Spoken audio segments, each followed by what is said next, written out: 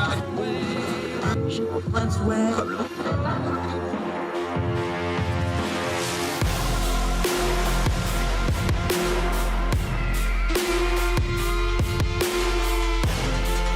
your host, Andrew Donaldson.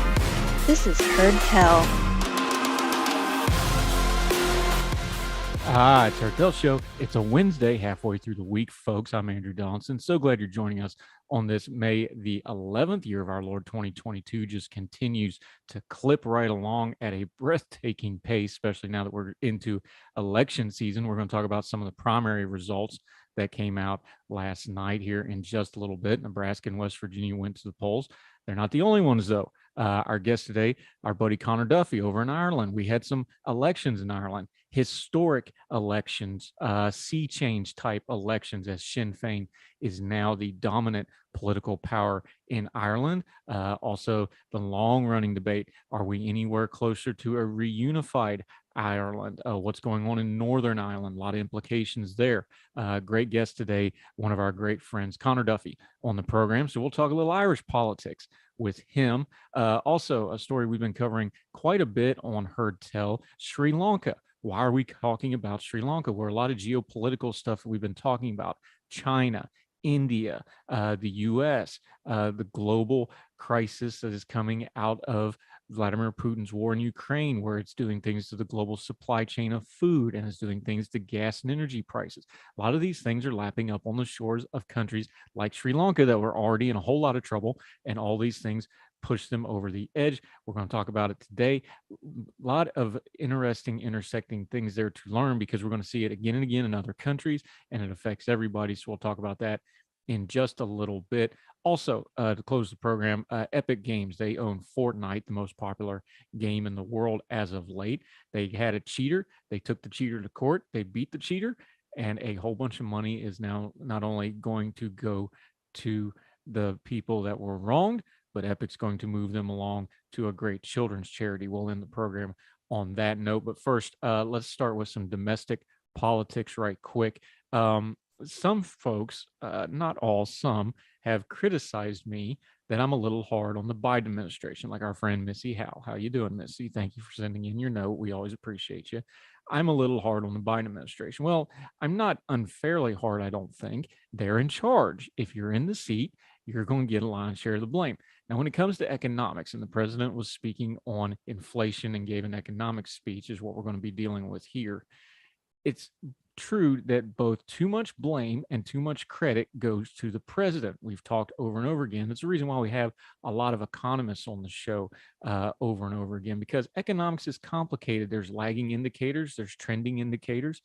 A lot of what the presidents deal with, whoever the president is, regardless of party, they're dealing with something that happened before them and the after effects of their predecessors. Plus, they don't control the financial purse strings without a few exceptions. That's Congress. And to be fair to all of our presidents, our Congress isn't exactly covering themselves in glory fiscally lately. So, yeah, it's true. Not everything going on is President Biden's fault. Some of it is very much not his fault. But some of it is also to blame for him. Here's where we get into this. The president was speaking. President Joe Biden on Tuesday blamed the COVID-19 pandemic and Russia's war in the Ukraine for troubling economic news as he and his administration went on the defensive over mounting inflation and rising gas prices. Reading from CNN here. The president's speech at the White House was advertised by his advisors as being focused on his plan to fight inflation. And while Biden did speak about inflation, he spent a significant amount of time attacking Republicans for a plan put out by the head of the Senate's GOP campaign arm, rather than laying out any new proposals to combat the worst inflation the country has seen in 40 years.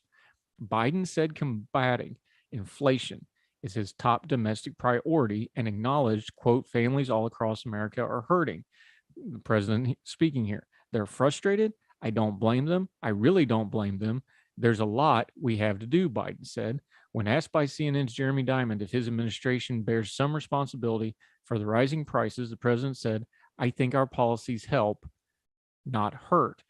During his speech, This is the part we want to get to here. The president pointed to several steps his administration had already taken to bring down gas prices, including direct release of 1 million barrels from the Strategic Petroleum Oil Reserve and enacting emergency measures on biofuel sales. He also cited proposals to raise taxes on billionaires and other super wealthy Americans, and by dealing with Medicare negotiated drug prices. However, many of those proposals face a dead end in Congress, and the president expressed frustration that the Democrats don't have the 60 votes needed in the Senate to pass the kind of legislation he's proposed. The Senate is currently split 50-50 between Republicans and Democrats. Quote, this is the president now, we control all three branches of government. Well, we don't really. End quote, from the president of the United States, Joe Biden. Where I go to criticize the administration, not just on policies I disagree with, but is encapsulated in that quote right there. We control all three branches of government. Well, we don't really. I'm sorry, when you're in charge of what you're in charge of. You were elected president. They were elected as a split Senate by the American people, and the House of Representatives has a Democratic majority. You can't say, I'm in charge and these are our policies, and then turn around and go, well, we're not really in charge. This is a criticism I've had of Joe Biden for a long time. This is the book on Joe Biden for over 50 years. He kind of wants to have it both ways. Now, some of that's just politics. We know that. But this is a fair criticism, especially when you're dealing with economic policies. You don't get to say our policies are helping people and then turn around and say, well, we're not really in charge. The president has some better options here. He could come out and say things like, yes, inflation is high, but there's some indicators that those peak inflations are going to start topping out and maybe start coming down in the future. Here's some plans we can get together on. Here's some bipartisanship we can work on. I know that's a dirty word. Everybody will roll their eyes when I say that. I know it's an election year and the Republicans are going to do absolutely nothing to help a Democratic president out. But that's the game. That's the job. That's the job you've coveted for 50 years, almost, of your public service life, and you now have. So now that you're in the job, you got to do the job. And that involves playing the game a little bit. No, the president is not responsible for everything, but the president is responsible because it's his job to be responsible. And having the two-handed rhetoric where on this hand you're in charge and on this hand you're not is not going to help your case, Mr. President. I tell you this earnestly. You can't say things like this and then wonder why your approval rating on things like inflation and the economy go down. People will inherently know you're trying to have it both ways, and that'll hurt you worse than just having a policy that may not be popular or may not go across party lines. The back and forth makes you look weak, makes you look indecisive, and your comm shop, which has not done a good job of being coherent and consistent, amplifies these things. This is something you could improve greatly, and it doesn't take Congress or anybody else to do anything about it. You can do this all on your own, Mr. President, and I would encourage you greatly to do so. Get a consistent message. Even when we disagree with it, at least then we'll know where we stand on such things. More Heard Tell right after this.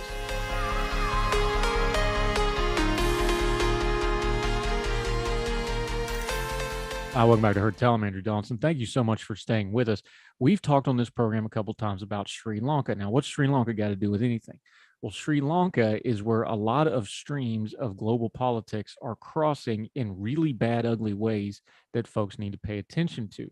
The world food crisis that's coming out of Russia's illegal war in Ukraine that's jacking up the food supply chain all over the world, not to mention fuel prices and other things, greatly affecting Sri Lanka because Sri Lanka's economy was already in really bad shape. They had a lot of foreign entanglements with things like debt, and that really pushed them over the edge. We go to foreign affairs for a minute to discuss some of the other things that started crossing streams here. Extraordinary government spending during the pandemic aggravated Sri Lanka's macroeconomic imbalances. Quick note here, we're going to see this in other countries as well because developing and third world countries were told by world powers, don't worry about your spending in COVID, spend what you need to, go into debt for it, we'll clean it up later with aid. And they did so, and now that aid didn't come or it became predatory debt from places like China. Hold that thought, we'll come back to it in just a second. Indeed, reading from Foreign Affairs, Sri Lanka's government was already disposed towards populist economic policies before the pandemic. Before the IMF got involved, slashing taxes that trimmed 25% off revenues even before the pandemic emptied the treasury coffers. Large-scale money printing. Does that sound familiar, America? led to the depreciation of the Sri Lanka rupee, which was artificially reversed only when Sri Lanka's central bank imposed an unrealistic conversion rate that resulted in drying up hard available currencies even faster. The resulting scarcity of foreign currency has held up critical imports such as milk powder, gas, petroleum, stuff that needs to come out of places like Ukraine that got exacerbated. Back to the piece. This is the part to pay attention to. Relying on bilateral relationships can be dangerous, especially in the context of intensifying geopolitical rivalries. China is Sri Lanka's single largest bilateral creditor with an expanding footprint in the country. And although India's share is smaller, that country continues to hold formidable influence in Sri Lanka by virtue of its political and economic and geographic, by the way, they're right there, hold over Sri Lanka. Both China and India have responded to Sri Lanka's appeal for economic assistance with currency swaps and credit lines, but these deals have been delayed. Presumably, these governments iron out differences between themselves behind closed doors. New Delhi, for example, has been agreed by the cancellation of agreements to allow India and Japan to develop and operate the vital terminal in the port of Colombo. Sri Lankan officials have handed over majority ownership of an alternate Colombo port terminal to an Indian company. They've also allowed India to proceed with long-delayed investment projects over oil infrastructure along the eastern coastline. India announced an economic relief package for Sri Lanka that, after some delay, has finally begun to materialize. But the Chinese investment has ballooned. Notably, Sri Lanka entered a distinct set of laws and regulations to enable Chinese-funded Colombo Port City project, which gave Chinese company a 99-year lease to develop and operate sections of the new port city in hope of significant injections of cash. But China has yet to respond to an appeal for debt relief made by the Sri Lankan president in January. Regional and global rivalries also complicate how Sri Lanka can tackle its debt. Sri Lanka's bonds are held privately by private creditors in the U.S. China will want to ensure any relief it offers Sri Lanka is not used primarily to pay off those U.S. bondholders. These concerns will inevitably make a future debt restructuring process even more difficult. Even with all the support from China and India, Sri Lanka's government received enormous blows with the Russian invasion of troops, which tipped oil prices and aggravated the acute foreign currency crisis and exacerbated the food shortages. Why are we reading all this? Because we're going to see more and more of this. China is using predatory lending to take over countries. They're not going to want to service this debt because they can take over the infrastructure. They've done this in Africa. They're doing this in places like Southeast Asia and in parts of the Middle East that they're trying to encroach on. You must pay attention to how this is working. And India is doing it as well because those are frenemies that they have some interacting business districts, but they also got a lot of rivalries. Long story short, countries in the developing world and the third world, like we've been seeing in Africa, like we're now seeing in Sri Lanka, like we're going to see in Southeast Asia as some of this credit comes due, like we may start seeing in parts of the Middle East, is global powers like China, India, the US are going to be in a tug of war over debt and infrastructure in these developing countries. And tug of wars in places like Sri Lanka means the people of Sri Lanka wind up getting used like the rope. More Heard Tell right after this.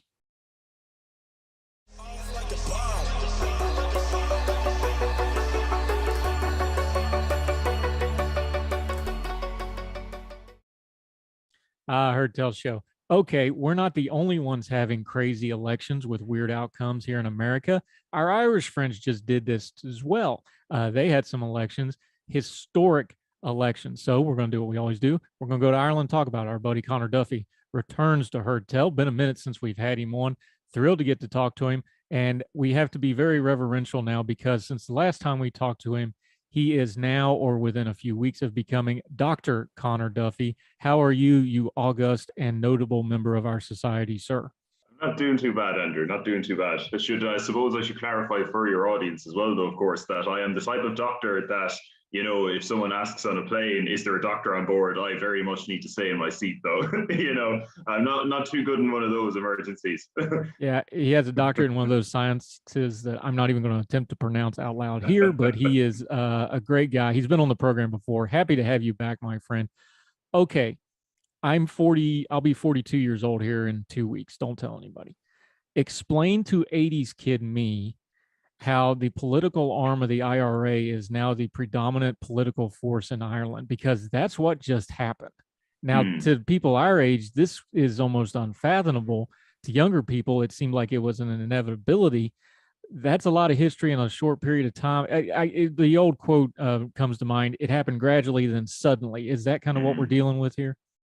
Yeah, exactly. So there's two elections we do need to cover here to fully get across what's just happened. The first one happened a few years ago, and that's when at the start of 2020, just before COVID, Ireland here in the south, or the 26 counties of Ireland, we had an election where Sinn Féin, the political wing of the IRA, as you would have known them during the Troubles, they won the most votes because of some bad strategy and the peculiarities of the Irish electoral system. They actually didn't end up with the most seats, but they received more votes than anyone else. Then recently, the election that happened a few days ago that has everyone talking is that was up in Northern Ireland, which is the 6 counties of Ulster that were partitioned 101 years ago.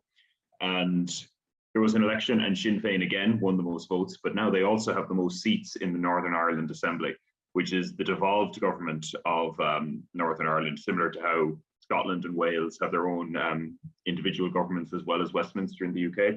That's what the Northern Ireland Assembly is in Northern Ireland. And as of this election, Sinn Féin is now the largest party, and that is something that has never happened before. A party that was in favour of uniting the 6 counties of Northern Ireland with the 26 counties of Ireland has never had a majority, or has never been the largest party in the Northern Ireland Assembly before. So that is absolutely massive. That is really groundbreaking, because Northern Ireland as a state was more or less designed that this would never happen. And here we have it 101 years later, as I say, and it has now happened. And it is now the political wing of the IRA who have actually managed to pull that off and be the largest party and wanting to unite Ireland. But this has been a long time in the coming. Since the Good Friday Agreement, Sinn Féin have been really steadily building a lot of support, and there's a lot of different reasons for that happening. As you say, for people who are a little bit older, it's maybe a big shock, people who remember the Troubles, but you have to remember that the Troubles ended over 20 years ago now. There's a lot of people voting who weren't even alive when it happened. And so the issues that have dominated these elections have naturally changed. For a lot of these people, it's like, well, it's the here and now that they're talking about and they're caring about, not the Troubles, which have been over, as I say, even before they were born. So that is a large part of it. It's a generation turning over to a large extent. There's a big part of what's happened here. So let's talk about what those issues actually are. Sinn Féin, underneath the obviously the nationalism and the IRA connections, it started as a workers' party. What's the issues that have really brought them to the fore? Because especially last 15, 20 years, the Democratic Unionist Party, the DUP, that was the ruling party. Did they do stuff wrong? Did Sinn Féin do something right? What's the dynamic there that they have overtaken the DUP and taken power here? It's definitely both. This is often the case in these situations. The DUP had a turnover of leadership not too long ago. Their previous leader, Arlene Foster, was previously involved in a big scandal called the Cash to Ash scandal, which was basically, to really sum it up quickly, they threw a really bad bit of legislation that resulted in people being paid to just burn wood in their houses. And it led to a lot of people, led to an awful lot of money being wasted, certainly not what the law was intended to do, became a big problem. And that was quite a while ago now. That was quite a few years ago, but her leadership was sort of in a bit of a problem for a little while there. Then Brexit happened. And a lot of sides in Northern Ireland and the rest of the UK kind of started falling down on Brexit lines. The DUP had a bit more influence because of the way an election went in Westminster, that they were actually kind of the kingmakers of coalitions. So the Tories needed their support to stay in. So that gave the DUP a bit of a shot in the arm in a time where things weren't so good. But then after Brexit happened, you remember that Northern Ireland actually voted to stay in the EU, even though the majority of the DUP were opposed to staying in the EU. So there was that disconnect. So Sinn Féin has gotten a lot of support that way, because not only has leaving the EU been unpopular in Northern Ireland, the DUP have also taken a bit of an extreme stance on it, where they are opposed to the current compromise that has managed to have Britain leaving the EU while Northern Ireland and the UK kind of retaining this sort of special arrangement that stops, borders being put up on the island or anything like that. The DUP essentially wants to scrap all that. A lot of people are not happy with that, both the nationalist side, but also the unionist side, because they're concerned about, what would the effects on the Northern Irish economy be if there was suddenly a lot more trade restrictions between Ireland and Northern Ireland. So the DUP have made a lot of mistakes in that sense. As I say, they also had a turnover of leadership, and Arlene Foster was, it's a funny thing to say about her, but she genuinely was from the more moderate wing of the DUP. This is a party where a lot of people kind of think the dinosaurs never existed. It's that sort of a group of guys. Have a lot of very, very, they have a lot of views on a lot of issues that are quite out of touch with a lot of people. So the current leader, has kind of made some mistakes, alienated some people in that way. But then on the Sinn Féin side of things, the way it's gone in Northern Ireland has been slightly different, because Sinn Féin has been involved in the government of Northern Ireland for the last few years. So it's not as radical a change there. But yeah, one of the big issues was Brexit. But then, there's also things like, kind of cost of living crises, housing costs, things like that, all that sort of bread and butter stuff, or kitchen table issues. That's a very big part of it too. That's more true in the 26 counties of the Republic of Ireland. That's a big part of how Sinn Féin has done well there. But like in Northern Ireland, that is absolutely playing into it as well. And Sinn Féin are seen as being very much opposed to the government of the UK, the Conservative Party, which has been in power for quite some time. So, there's sort of a bit of an opposition vote that's happening there as well. Yeah, talking to our buddy Conor Duffy over in Ireland. We talk about changes in leadership. We got to talk about the generational change. And really, I don't know that you could overstate the passing of the torch here. The current leader of Sinn Féin, Mary Lou McDonald, she replaced Gerry Adams. And Gerry Adams is very familiar to the American audience. He was the guy in the suit with the beard who did a lot of fundraising in the 80s and 90s. Part of that was because he was banned from being on any media in the UK. We'll talk about that in a little bit. But Gerry Adams was very involved. There's been court cases, there's been accusations, there's been criminal complaints. He was very much in the IRA mold of the Sinn Féin as the political arm of the IRA. Mary Lou McDonald, the last 2018, is it too much to say kind of the clean political new version of Sinn Féin you were talking about? This really does seem like that's a line of demarcation of when this really changed, isn't it? Yeah, it really is, because it wasn't just Gerry Adams. There was also Martin McGuinness was the leader of Sinn Féin up in Northern Ireland, and he is no longer in charge now. He has actually died. But before he passed, there was also a change to Michelle O'Neill, who was the current leader of Sinn Féin up in Northern Ireland. Again, someone who was not involved in the Troubles in any way. So, I don't know if that's true, but I'm sure that's certainly what's going out at the moment anyway. So Mary McDonald, Michelle O'Neill, certainly not, they're not faces from the Troubles, not involved, as I said.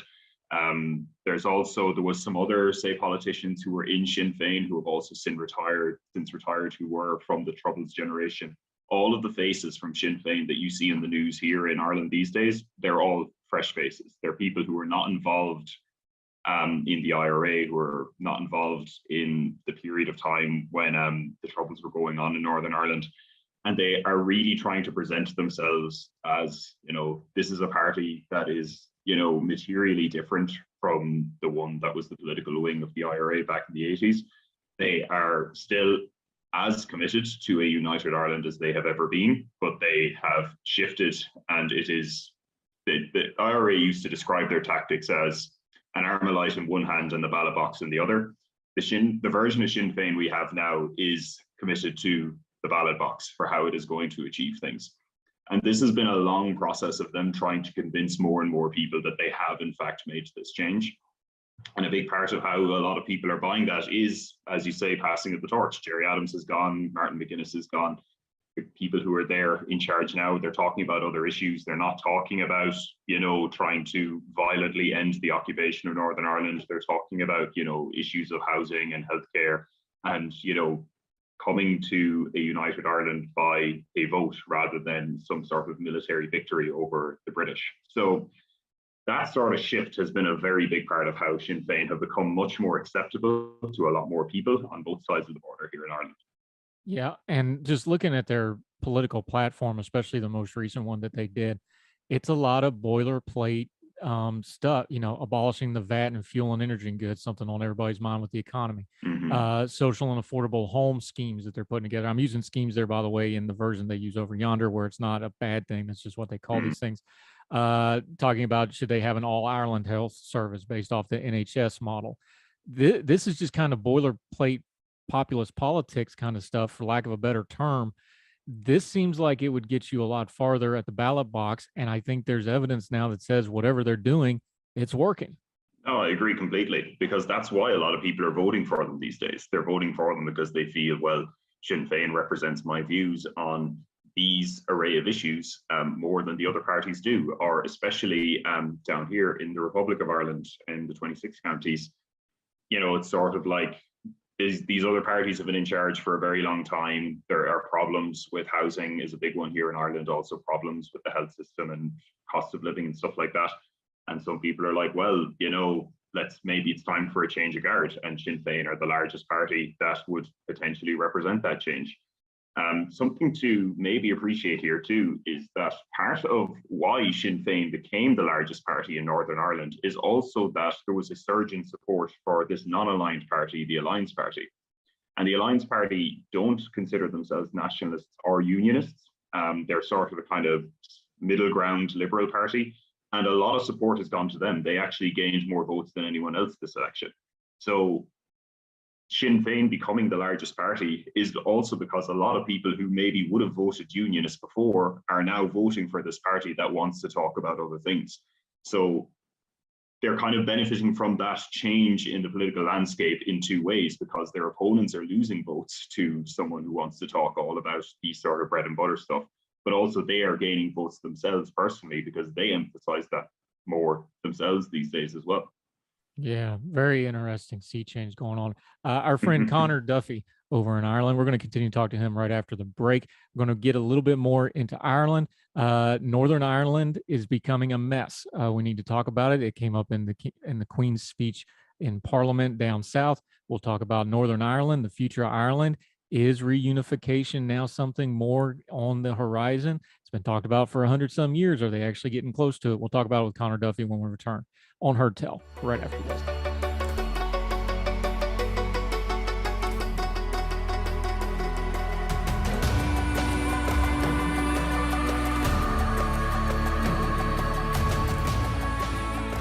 Welcome back to Heard Tell. We're talking Ireland with somebody that's actually in Ireland, who happens to be Irish, not American Irish, where everybody claims to be so they can drink on St. Patrick's Day. He's actually Irish. Conor Duffy. You'll believe me as soon as he starts talking. All right. It came up in all the policy around the Queen's speech in Parliament, which was given by Prince Charles. Unfortunately, obviously, the Queen is not in great health. There is a lot of talk that Northern Ireland has just basically, for lack of a better word, been neglected and forgotten for the last couple of months. I think that's a fair criticism of, frankly, both the Conservatives and the Labour Party hasn't really covered themselves in glory either. I know there's a lot going on in the UK, Brexit, COVID, all this stuff. Northern Ireland is getting very messy and very loud, isn't it? Oh, absolutely. And something that we need to say here as well is that Northern Ireland, for a lot of the time of the last few years, there actually hasn't even been a functioning assembly there. So there has been this impasse where the parties couldn't agree to work together. And so they also lacked a devolved government. So that is a large part of the frustration that's happening there too, is you've got this devolved power that isn't actually in place, isn't actually being used. To say that Northern Ireland has been neglected for the last few months is an understatement of the century. I would say Northern Ireland has been neglected for a very, very long time. It has generally been something that I would say the UK political system, the political establishment in the UK have been happy to just sort of ignore since the Good Friday Agreement to a very large extent. And, it was kind of when Brexit first happened, I would say that you had a lot of politicians in the UK, once this Northern Irish border became a problem, they were kind of just learning about what Northern Ireland was like for the first time. It was a place that had sort of been left to neglect, as you say, for quite a long time. And so there are problems there. And that is again why people are going to start turning to parties that, kind of are against who are against the prevailing people in power, against the system in general, and they want to have a change. And so, yeah, another factor in Sinn Féin's rise is that right there. The DUP, which we already talked about, has been the dominant party. Still probably a little bit more powerful in Northern Ireland than larger Ireland now with the Sinn Féin stuff. They have vowed to block the formation of Northern Ireland's power-sharing executive. Since this is kind of unique to Northern Ireland because of all the dynamics we talked to, for an American audience that isn't used to things like that, what does that actually mean, and how are they holding this up, and what's the effect of that? Because we already said we've had gridlock here for the last couple months badly, but really for the last few years in various iterations. What does stopping the power sharing executive mean? Yeah, so the power sharing is the system of government that has been in place in Northern Ireland since the Good Friday Agreement. And what it essentially means is that you can't form a government in Ireland you can in Ireland. You cannot form a government in Northern Ireland just with a majority of seats. That isn't how it works. You need to have parties that represent both the unionist side and the nationalist side of the political divide in Northern Ireland. So every party in Northern Ireland actually has to register itself as representing nationalists, as representing unionists, or as non-aligned. And so I mentioned the Alliance earlier. They're a good example of a party that calls themselves non-aligned or neither. So in order to have power sharing, you need to have representation. Your majority that you form the government with has to have representation from both the nationalist and the loyalist communities. And there's a whole bunch of issues in Northern Ireland where they can trigger what's called a petition of concern. And essentially what that means is that in order for some piece of legislation to get through, one of the parties says this is of special interest to our community, you need to actually get majorities from both the nationalists and the loyalists in the assembly before that can go. So there's these checks that are in place that are essentially to prevent what happened for the majority of Northern Irish history, which was that nationalists were systematically excluded from power, and the loyalist majority, or that unionist majority, was able to just sort of impose things upon them without them having, really any kind of democratic recourse. So the power sharing as well as voting reform was put in to basically ensure that that couldn't happen, that all the major decisions had to have input from both the nationalists and the unionists. Of course, what this means is that the largest party of the nationalist or the unionist side has an awful lot of power to prevent a government from being formed. So there isn't really a way forward in Northern Ireland without having the DUP agree that they want to form a power sharing executive.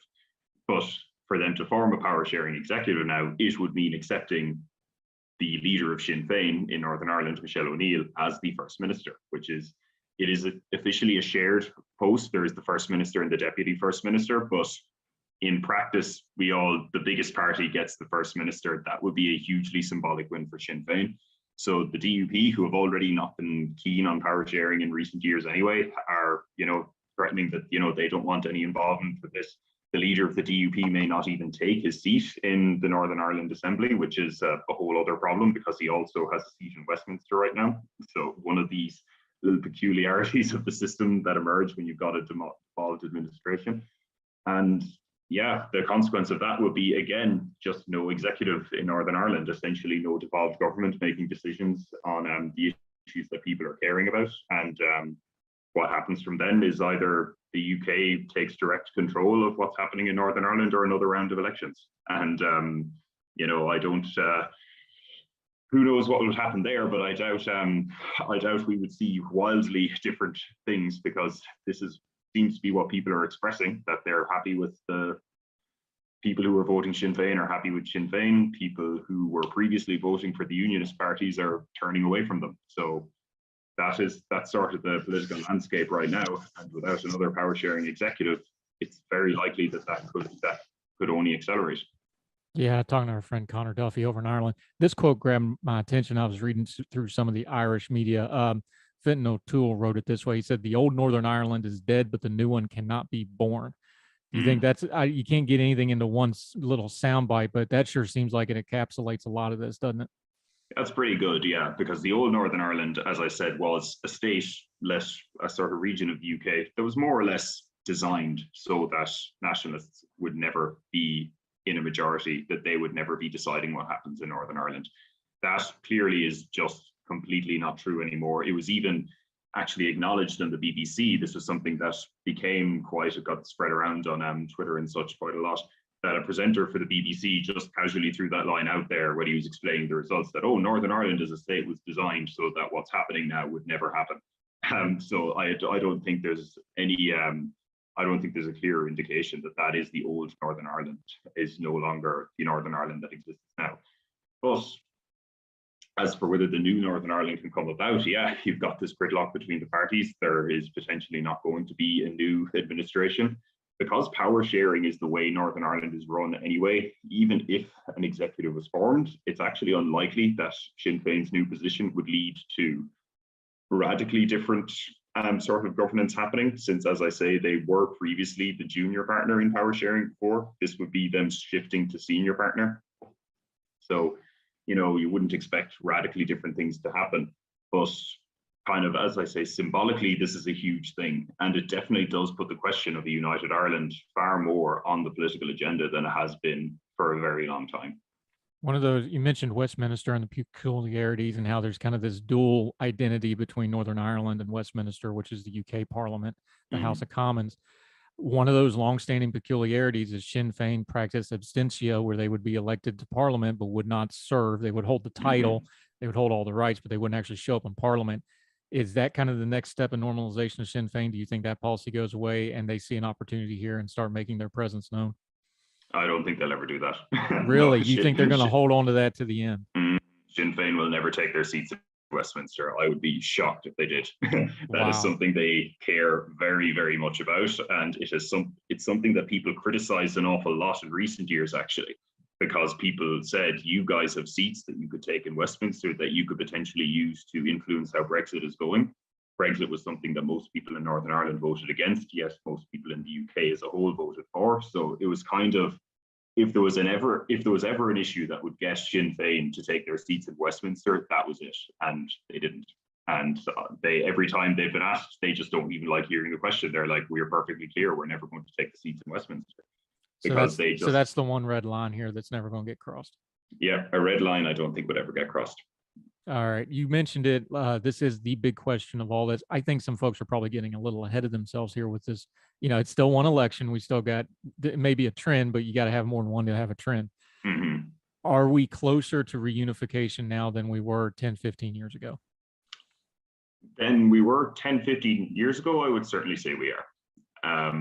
As for whether it's going to happen tomorrow or next year, I would say no, because there's a lot of things you need to keep in mind before we start thinking that this is about to happen. First of all, the unionists as a whole still got more votes than nationalists in this election. Now, it was 0.1% of a difference, I think, when you totted it all up. It wasn't a big margin, but it was there. It was still, as a whole, when you added all the unionist parties together, there was more votes for them. So unionists aren't a minority in Northern Ireland. Yet they're probably not going to be a minority in Northern Ireland, in a very short space of time. A lot of people who are in the middle there, the people who are, say, voting for the likes of the Alliance Party, they are the ones who, I suppose, would need to be persuaded one way or another whether a united Ireland was better for them or whether staying in the United Kingdom was better for them. That kind of conversation trying to appeal towards those sort of voters hasn't really been happening yet. But what I think this will really do is, this is an issue, as I've said, in Ireland, especially in the 26 counties in the south, has largely been sort of ignored. It's always been like, oh, that's a generation away. We don't need to worry about that now. I think the fact that Sinn Féin is now the party that is largest in Northern Ireland is probably going to be the party that's largest after the next elections here in Ireland, in the Republic of Ireland. That means we just have to start talking about it. That's what these people primarily believe in. It is the main reason the party exists. So we're going to have to start having discussions about what would a united Ireland actually look like. And once those discussions start, then you're going to start getting input from people who are, sort of maybe middle of the road up in Northern Ireland, don't really know which side they would vote for if a poll came. we're going to have to start talking to these people, and they'll, say, well, what are your concerns? And, what is stopping you from voting one way or the other, or what is having you leaning one way or the other? And so the actual process that would be required before we get to a united Ireland, that is, I think, the big thing that has to be acknowledged about this election. That process is probably going to get going now, where had the election gone another way, maybe it wouldn't have. Yeah, talking to Conor Duffy. I'm an outside observer, you tell me, but I do quite a bit of politics, and politics are pretty universal in how they work. It would seem to me that if your goal was a united Ireland, I think UK incompetence and the governance and the dysfunction that we're seeing in Northern Ireland, just on a people level, that probably will drive that conversation a whole lot more than the 100+ years of nationalism on it. Because people, it's one thing to have the slogans, it's one thing to have the pride in your country and all that. It's another thing when it's affecting your meals. It's another thing when it's affecting your jobs. And healthcare is becoming a big issue in Northern Ireland. The trade tariffs and these sorts of things, we know the backstop thing that just beat everybody over the head. That seems to me like if you're going to drive a massive change like reunification, that's the sort of thing that would actually drive it a lot faster than what things like what Sinn Féin's been doing for 100 years. I mean, yeah, it's definitely going to be part of it. It's going to be part of what persuades people who are sort of not committed one way or the other. That's going to be what persuades them in the day. And I think it's a question of when, not if, by the way, now. But when a border poll happens that tries to decide what happens with Northern Ireland and whether there will be unification with the Republic of Ireland, I mean, those sorts of questions are going to be weighing very heavily on those people's minds. It's going to be like, well, which choice would be, better for me and my family, just in terms of, our well-being, in terms of, the type of society we want to live in terms of, sort of the economy, is always something that's on people's minds. A lot of parties don't like that it is, but that's always what people care most about. Obviously, we also now have another divide where Ireland is in the EU and the UK isn't. So that is going to become part of the question as well. It's like, well, do you want to be back in Europe? Well, that's one way to do it. So, is there some people who will value being in the EU more than being in the United Kingdom? That's going to be part of the conversation as well. Yeah, Conor Duffy, our good friend. That's Dr. Conor Duffy to you after June 1, when they'll put fancy things around his neck and say solemn words upon him. I don't know if they lay hands over there or whatever. Do they do swords over there? I don't know. Swords? No. That was it's a monarch thing. We're a republic these days. Oh, excuse me, my bad. Yeah, there'll be pomp and circumstances, and I'm assuming some liquor will be involved at some point. My friend, until we see and talk to you again on Heard Tell, let folks know where they can follow you and what you have going on. Yeah, so you can find me on Twitter at ConorDuffy7. That's on Twitter, one N in Conor. That's usually where I post all of my thoughts on politics and whatnot. Same on Instagram, but I don't really do much of that sort of thing there. So, if you want to hear more thoughts on Northern Ireland, that's where you'll find. With haircut like that, you've got going, my friend. You need to get on Instagram. You'll be big, huge, huge. Conor Duffy, our good friend in Ireland. Always appreciate catching up. We'll do it again sooner than the gap of time since the last time we saw you. We talked about it before. We need to talk about freedom of speech in the UK and Ireland and Scotland. A lot going on there. Conor Duffy, appreciate your time, sir. Thank you for having me, Andrew. Glad to be here. Sir. Thank you for explaining this stuff. You do a good job of it, my friend. Talk soon. Talk soon.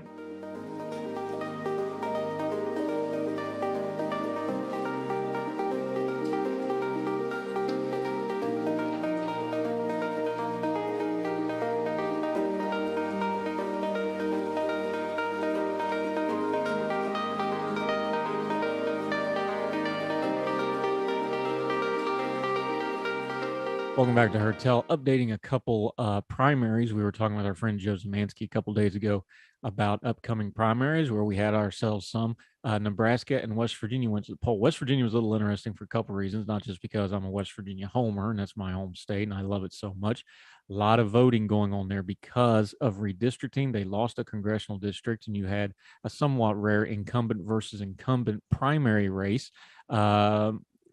David McKinley has been soundly defeated by Alex Mooney. He won by almost 20 points total. He had the endorsement of Donald Trump in a state that Donald Trump won by about 40 points, both of his campaigns. So no real big surprise there, even bigger than the poll gappage, which was about 15 points. So Mooney will now be the favorite, heavy favorite to take that congressional seat. Carol Miller, who's the incumbent in what was the older districts won her primary handily and will be also probably returning to Congress without too much debate or pushback there. In Nebraska, the governor's race got very, very ugly. One of the people in it, Charles Herbster, fell under a lot of scandal accusations and things like this. Donald Trump had backed him.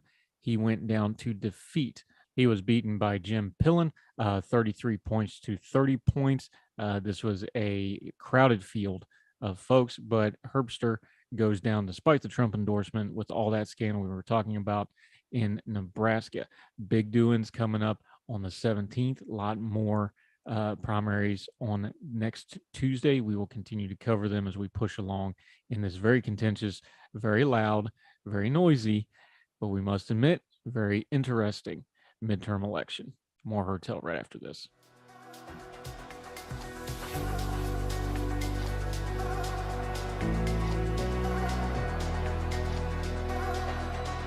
Welcome back to Hotel. We always try to end on a happier note or a lighter note. This is an interesting story from GameSpot.com over in Australia. Epic Games took a Fortnite cheater to court in Australia, with the end result being the cheater apologizing publicly, closing down his business of selling cheated and compromised accounts, and paying Epic for damages, which the company is going to donate to charity.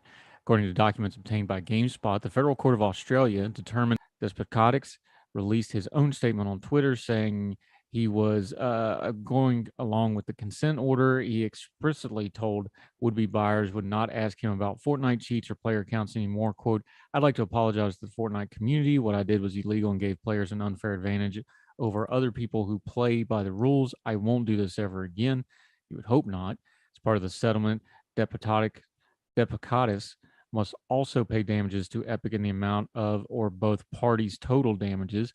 Those total of those damages, while not shared with GameSpot, will be donated to Child's Play, a charity which is dedicated to improve the lives of children and teens in children's hospitals around the world. Fortnite is the most popular online game in the world right now. It's worth millions and millions of dollars, if not more. So it's nice to see that cheaters not only don't prosper, but the proceeds for that will go to a very good cause. That'll do it for Heard Tell. Thank you so much for joining us. Please make sure that if you're listening or watching this on whatever platform, the iTunes or Spotify for the podcast version, the YouTube channel for the video version, make sure you subscribe. It does a couple things. Make sure you don't miss anything, whether it's Heard Tell every weekday morning, the Good Talks interview breakouts every afternoon, twice on Sunday, the review shows, the long form podcast where we deep dive various issues that warrant it. But it also makes sure we can keep track of what you are and aren't watching. We can tell whether you are enjoying Heard Tell or not. Make sure we're giving you the best possible thing we can to turn down the noise of the news cycle. And the most precious thing you give us, your time, it's never wasted. We always want to respect it. More and more you are finding us. We see the numbers. Thank you so very much. We're coming off the biggest few days we've ever had, and it's all because of you. We don't advertise other than word of mouth and what we do on our own social media. So thank you very, very much. So until we see you again next time on Heard Tell, wherever you and yours are across the street or around the world, we hope you're well. We hope you're well fed. Very much looking forward to doing this again with you on the next Heard Tell. All the music on Heard Tell is provided under a Creative Content license from monstercat.com.